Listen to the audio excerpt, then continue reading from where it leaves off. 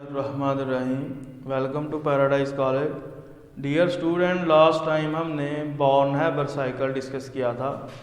आज हम उससे रिलेटेड एक्सरसाइज में जो है वो न्यूमेरिकल सॉल्व करेंगे। स्टूडेंट, क्वेश्चन नंबर 21 में वो हमसे पूछ रहा है, explain what is meant by the following terms, atomization energy and lattice energy. तो ये लास्ट टाइम हमने आपको डिटेल से डिस्कस करवाया था। ये article atomization energy, standard enthalpy change which occur when one mole of gaseous atom formed from their element under standard condition, amount of heat absorbed। इसको इस तरह डिफाइन करते हैं हम, standard enthalpy change when one mole of gaseous atom is prepared from their element under standard conditions is known as enthalpy of atomization। कि energy की वो मकदार जो अब्जॉर्ब हो जब आप एक मोल गैसियस एटम को उसी के एलिमेंट से प्रीपेयर करें अंडर स्टैंडर्ड कंडीशन, तो उस केस में जो हीट की क्वांटिटी अब्जॉर्ब होगी उसको हम एटमाइजेशन एनर्जी का नाम देंगे। अब अगर हम इसकी डेफिनेशन को राइट करें,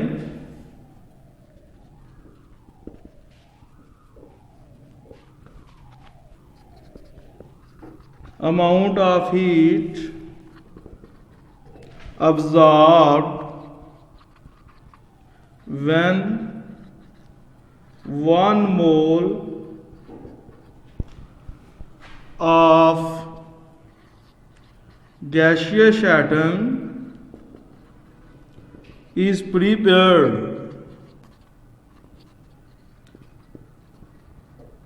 under standard condition is known as enthalpy of atomization। Standard condition mean temperature 25 degree centigrade and pressure 1 atm। इसकी एग्जाम्पल आप पहले ही पढ़ चुके हैं बुक में कि जब आप हाइड्रोजन गैस से हाइड्रोजन गैसियस एटम प्रीपेयर करते हैं, ये 1/2 जो मैंने लिखा है ये इस इक्वेशन को बैलेंस करने के लिए लिखा गया है। और इस केस में जो हीट की क्वांटिटी अब्जॉर्ब होती है उसकी वैल्यू 211 किलो जूल पर मोल आती कि एक मोल गैसियस हाइड्रोजन एटम को मैंने उसके एलिमेंट से बनाया है, तो इतनी एनर्जी अब्जॉर्ब हुई है। इसको इस क्वांटिटी ऑफ हीट को हम इंथाल्पी ऑफ एटमाइजेशन का नाम देंगे। और इस रिएक्शन के दौरान जो आपने टेम्परेचर 25 डिग्री मेंशन करना है और प्रेशर जो है वो 1 atm मेंशन करना है सिस्टम का, यानी कि ये रिएक्शन हमारा सिस्टम है। इसी तरह सेकंड डेफिनेशन वो पूछ रहा है हमसे लेटेस्ट एनर्जी के बारे में, तो ये अभी हमने कल ही डिस्कस की थी। Lattice energy is the standard enthalpy of formation of ionic compound from their gaseous ion. के एनर्जी हीट की वो क्वांटिटी जो रिलीज होगी जब हम एक मोल आयनिक कंपाउंड को उसके गैसियस आयन से प्रीपेयर करेंगे अंडर स्टैंडर्ड कंडीशन, तो जो हीट में चेंज आएगा उसको हम लेटेस्ट एनर्जी का नाम देंगे। Latest energy in term of enthalpy of formation. तो क्या डेफिनेशन लिखेंगे इसकी, amount of heat release when 1 mole of ionic compound is prepared from their gaseous ions under standard condition। Standard condition mean temperature 25 degree Celsius और pressure 1 atm के जब हम 1 मोल ionic compound को gaseous ion से prepare करते हैं standard condition पर, तो जो क्वांटिटी हीट की रिलीज होती है उसको हम लेटेस्ट एनर्जी का नाम देते हैं। और इसकी बेहतरीन एग्जांपल्स है कि जब हम सोडियम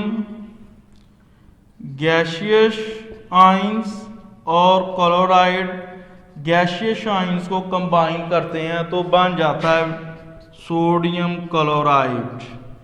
सोडियम क्लोराइड बनने के दौरान जो रिलीज होती है 787 किलो जॉल पर मोल, तो ये जो हीट की क्वांटिटी रिलीज हुई है इसको हम नाम दे देंगे लेटेस्ट एनर्जी का। हमने क्वेश्चन नंबर 21 स्टार्ट किया था, तो हमने इसका ए पार्ट जो है वो बता दिया आपको कि उसमें उसने एटमाइजेशन एनर्जी के बारे में पूछा था हमसे, लेटेस्ट एनर्जी के बारे में पूछा था। अब बी पार्ट में कहता है draw a complete fully label born Haber cycle for the formation of potassium bromide के जब हमने born Haber cycle article discuss किया था तो उसमें हमने साइकिल बनाया था सोडियम क्लोराइड की फॉर्मेशन, इसमें हमने पोटाशियम ब्रोमाइड का बनाना है, तो बनाते हैं अभी आपके सामने।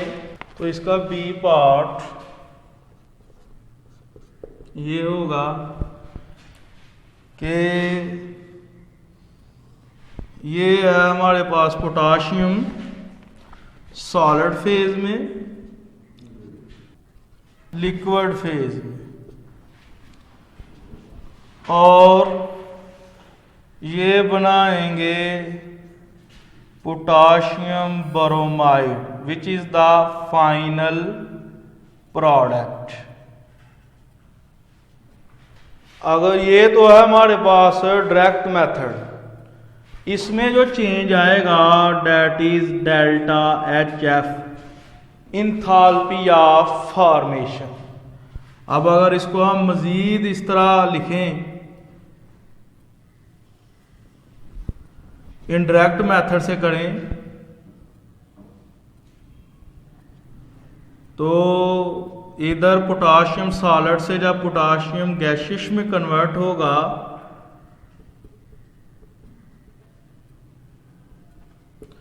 तो ये जो चेंज आएगा इसको हम नाम देंगे delta H atomization of potassium. इसी तरह जब ये पोटाशियम की हम आयोनाइजेशन करवाएंगे इसको हम नाम दे देंगे delta H ionization of potassium. Potassium gas से अब पोटाशियम आइंस बन जाएगा, गैसियस आइंस, एक इलेक्ट्रॉन रिलीज किया वो भी इसमें आ गया। अब प्लस 1/2 Br2 लिक्विड। अब ये देखें कि अब 4 स्टेप होते हैं इनडायरेक्ट मेथड में कि पहले पोटाशियम की एटमाइजेशन होगी, फिर पोटाशियम की आयोनाइजेशन, उसके बाद बोरोमीन की एटमाइजेशन होगी, यानी कि 1 मोल बोरोमीन गैसियस एटम बनाएंगे हम उसके एलिमेंट से, उसके बाद फिर बोरोमीन की आयोनाइजेशन होगी, लेकिन बोरोमीन की ionization in term of electron affinity होगी।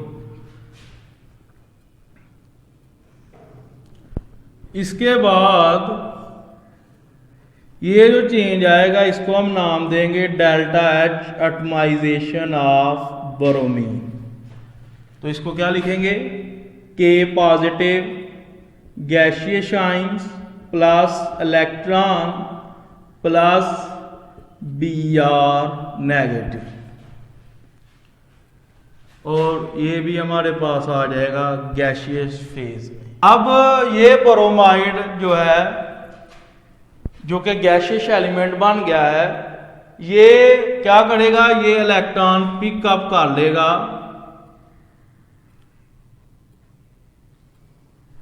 तो बना देगा potassium ion gaseous plus bromide ion गैसीय।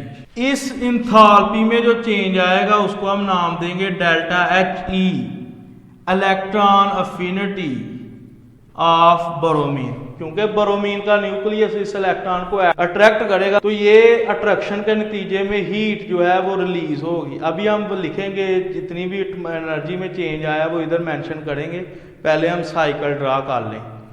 तो इसको हम इलेक्ट्रॉन अफिनिटी ऑफ ब्रोमीन का नाम देंगे। अब ये दोनों आयंस क्या करेंगे, कंबाइंस होंगे और सॉलिड पोटाशियम ब्रोमाइड बना देंगे, which is the final product. इस केस में जो चेंज होगा उसको हम लेटेस्ट एनर्जी का नाम देंगे, और वही हमने क्या करनी है, फाइंड करनी है इस क्वेश्चन में। अब हम इसका डाटा मेंशन करते हैं कि इंथाल्पी ऑफ फॉर्मेशन हमें दे दी गई -392 किलो जॉल पर मोल। इसके बाद हमें पोटाशियम की एटमाइजेशन एनर्जी दे दी गई +90 किलो जॉल पर मोल। इसके बाद हमें पोटाशियम की आयोनाइजेशन दे दी गई गिवन +420 किलो जॉल पर मोल। इसके बाद हमें ब्रोमीन की एटमाइजेशन दी गई, डेट इज 112 किलो जॉल पर मोल। इलेक्ट्रॉन अफिनिटी ऑफ ब्रोमीन हमें दे दी गई -342 किलो जॉल पर मोल। अब हमने फाइंड करना है lattice energy by using Hess's law. कहता है using the information in the table below calculate the lattice energy of potassium bromide. के आपको डाटा दिया गया टेबल में, उसको इस्तेमाल करते हुए आपने पोटाशियम ब्रोमाइड की लेटेस्ट एनर्जी को फाइंड करना है। तो आप देखें हमें डाटा क्या दे दिया गया, डेल्टा एच एफ दे दी गई हमें -392 किलो जॉल पर मोल।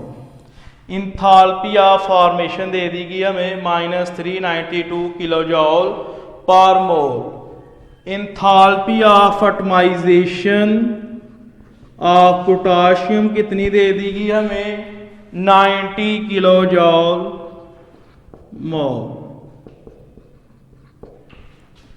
इसी तरह हमें delta H ionization of potassium की वैल्यू दे दी गई 420 किलो जॉल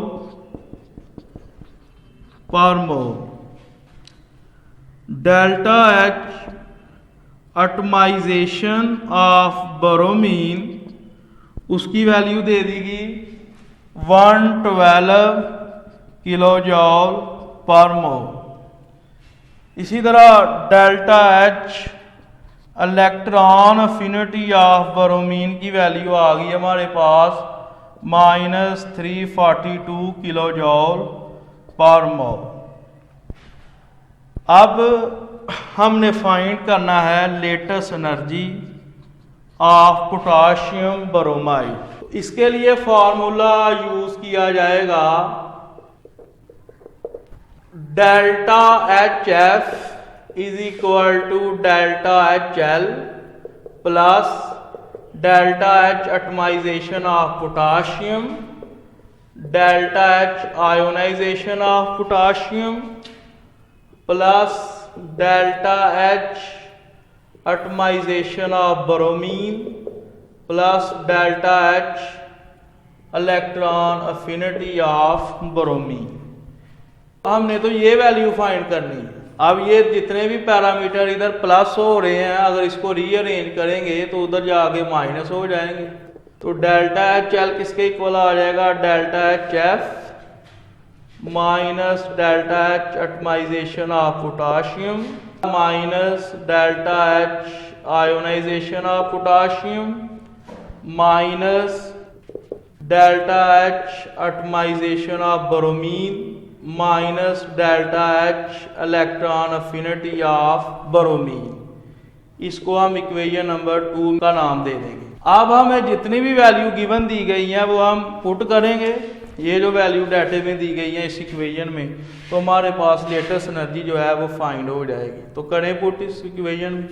डेल्टा एच एफ की वैल्यू दी देगी -392, इसकी वैल्यू दे देगी -90, -420 और -112। अब ये वैल्यू हमें माइनस में दी गई है, जब इधर हम पुट करेंगे तो ये माइनस माइनस के साथ मल्टीप्लाई होके प्लस में कन्वर्ट हो जाएगा। अब अगर इन तीनों सारी वैल्यूज को हम सम अप करें, माइनस माइनस प्लस होता है लेकिन साइन माइनस का रहता है। अगर हम सब वैल्यू को ऐड करें और इसमें सब्ट्रैक्ट कर दें तो हमारे पास लेटेस्ट एनर्जी की वैल्यू आ जाएगी -672 किलो जॉल पर मोल।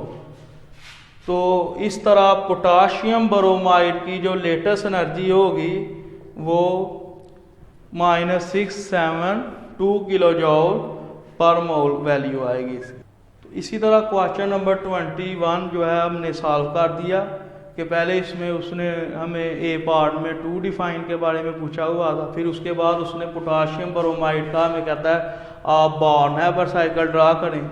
फिर उसने सी पार्ट में हमसे कैलकुलेशन पूछी है लेटेस्ट एनर्जी की, तो वही हमने फार्मूले अप्लाई करने हैं जो हमने आर्टिकल में डिस्कस किए थे। तो उससे आप लेटेस्ट एनर्जी फाइंड कर सकते हैं।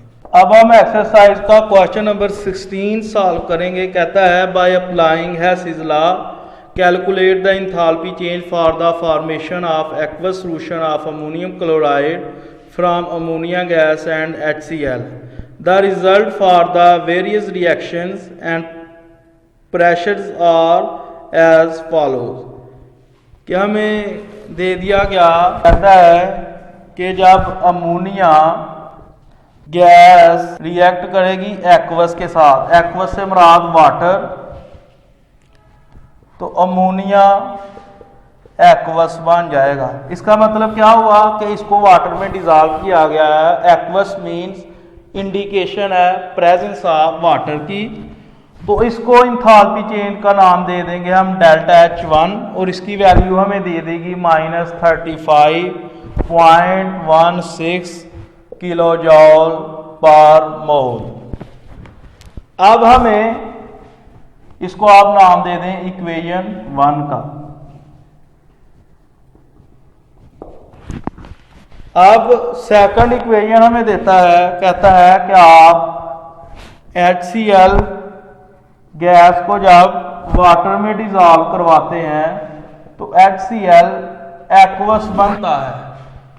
इसके बनने के दौरान जो एंथैल्पी में चेंज आता है उसको आप डेल्टा H2 का नाम दे दें और उसकी वैल्यू क्या होती है -72.41 किलो जॉल पर मोल। इसको आप इक्वेशन नंबर 2 का नाम दे दें।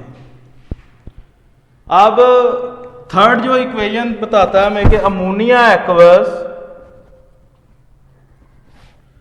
प्लस HCl एक्वस रिएक्ट करेंगे तो अमोनियम क्लोराइड एक्वस बन जाएगा और इस केस में जो एंथैल्पी में चेंज आएगा उसको हम डेल्टा H3 का नाम देंगे और उसकी वैल्यू आएगी -51.48 किलो जॉल पर मोल। कि ये हमें उसने 3 इक्वेशन दे दी हैं और उसकी एंथैल्पी में जो चेंज आ रहा है उसकी वैल्यू भी दे दी। अब कहता है इसकी नेट चेंज एंथैल्पी जो है वो फाइंड करें। टू फाइंड डेल्टा H, तो हमें पता है फार्मूला क्या अप्लाई होगा इसमें, is equal to delta H1 plus delta H2 plus delta H3। तो इन तमाम इंथाल्पी को हम क्या कर देंगे, सम अप कर देंगे। तो ये प्लस माइनस के साथ मल्टीप्लाई होगा तो माइनस आ जाएगा, ये प्लस माइनस के साथ मल्टीप्लाई होगा तो माइनस आ जाएगा। 159.08 किलो जॉल पर मोल कि जब हम डायरेक्ट अमोनियम क्लोराइड को बनाएंगे तो तब जो इंथाल्पी में जो चेंज आएगा उसकी वैल्यू जो है वो -159.08 किलो जॉल पर मोल होगी। इसी तरह क्वेश्चन नंबर 13 देखिए एक्सरसाइज का। 50 centimetre cube of 1.0 molar HCl is mixed with 50 centimeter cube of 1.00 molar sodium hydroxide in a glass colorimeter. The temperature of resultant mixture increased from 21.0 degree centigrade to 27.5 degree centigrade. Assume that colorimeter losses of heat are negligible. Calculate the enthalpy change mole for the reactant. Density of solution to be considered is 1 gram per centimeter cube and specific heat 4.18 joule per gram per Kelvin. अब हम data mention करेंगे। क्या दे दिया गया data में, volume of HCl solution that is V1 is equal to 50 centimeter cube। इसी तरह volume of sodium hydroxide solution उसको हम नाम देंगे V2 का, that is 50 centimetre cube. Total volume क्या आ जाएगा, V is equal to V1 plus V2, 50 centimetre cube plus 50 centimetre cube means 100 centimetre cube. Initial temperature कितना दिया गया, T1 21.0 डिग्री सेंटीग्रेड और फाइनल टेम्परेचर क्या दे दिया गया, 27.5 डिग्री सेंटीग्रेड। अब हम चेंज फाइंड कर लेते हैं। Change in temperature is equal to final temperature minus initial temperature, 27.5 degree centigrade minus 21.0 degree centigrade. तो ये आ जाएगा 6.5 डिग्री सेंटीग्रेड मीन्स 6.5 केल्विन। अब हमें दे दिया गया है डेंसिटी। डेंसिटी दे दी गई, डेंसिटी ऑफ सॉल्यूशन 1 ग्राम पर सेंटीमीटर क्यूब दे दी गई और स्पेसिफिक हीट जो है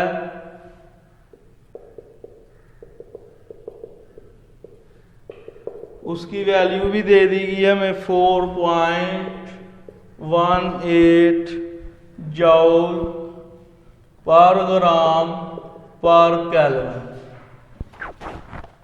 अच्छा, अब हमने फाइंड करना है डेल्टा एच एन।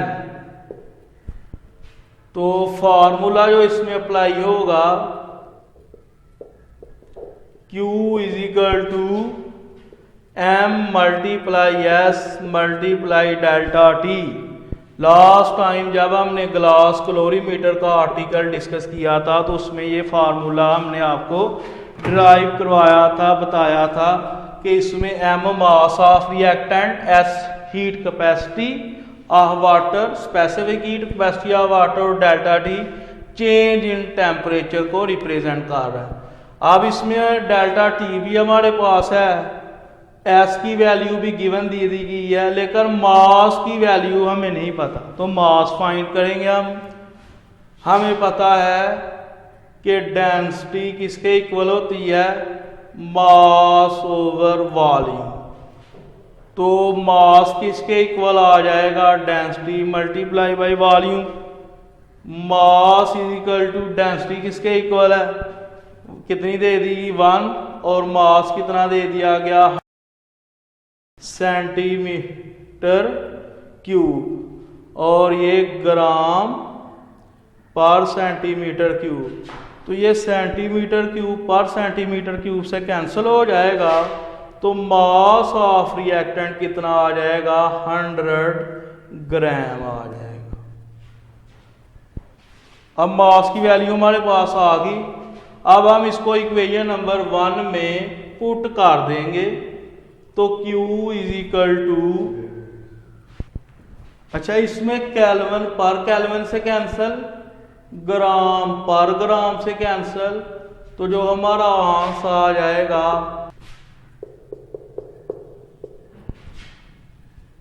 अब ये जो हीट की वैल्यू आई है ये जॉल में है, इसको हमने किलो जॉल में कन्वर्ट करना है, तो इसको 1000 पर हम डिवाइड कर देंगे, तो ये आ जाएगा 2.717 किलो जॉल।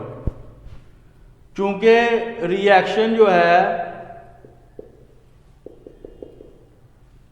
एक्सोथर्मिक है, और एक्सोथर्मिक में Q को नेगेटिव साइन से रिप्रेजेंट करते हैं हम, Q is equal to -2.717 kilo joule. ये तो आ गई हमारे पास हीट सिस्टम की। अब हमने इंथैल्पी ऑफ न्यूट्रलाइजेशन फाइंड करनी है for 1 mole of sodium hydroxide. पहले तो हम नंबर ऑफ मोल फाइंड करेंगे। कहता है कि 1000 centimetre cube of HCl contain number of mole, कि 1000 सेंटीमीटर क्यूब सोल्यूशन हो HCl का, तो उसमें नंबर ऑफ मोल होते हैं 1.0। भी अगर हमारे पास 50 सेंटीमीटर क्यूब सोल्यूशन हो HCl का, तो फिर उसमें कितने नंबर ऑफ मोल होंगे, तो हम 1.0 को 1000 पर डिवाइड करेंगे और 50 के साथ मल्टीप्लाई कर देंगे, तो नंबर ऑफ मोल आ जाएंगे 0.05 मोल्स। सिमिलरली इसी तरह 50 centimetre cube of sodium hydroxide के पास कितने नंबर ऑफ मोल्स होंगे, 0.05 मोल्स। अब हम फाइंड करते हैं इंथैल्पी ऑफ न्यूट्रलाइजेशन को। तो हम क्या फार्मूला इसका, कि Q को डिवाइड कर देना नंबर ऑफ मोल से। कितने नंबर ऑफ मोल्स आए हमारे पास, इतने 0.05 मोल्स, और Q की वैल्यू कितनी दी गई -2.717 किलो जॉल ओवर 0.05 मोल। तो डेल्टा HN की वैल्यू आ जाएगी -54.34 किलो जॉल पर मोल।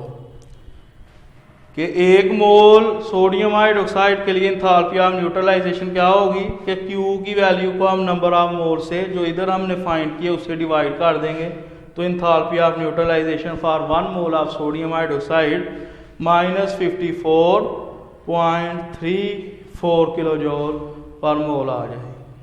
तो इसी तरह आज का हमारा लेक्चर माइंड अप हुआ। आई होप कि ये न्यूमेरिकल आपको अच्छी तरह जो है वो समझ आ गए होंगे। अल्लाह हाफिज़।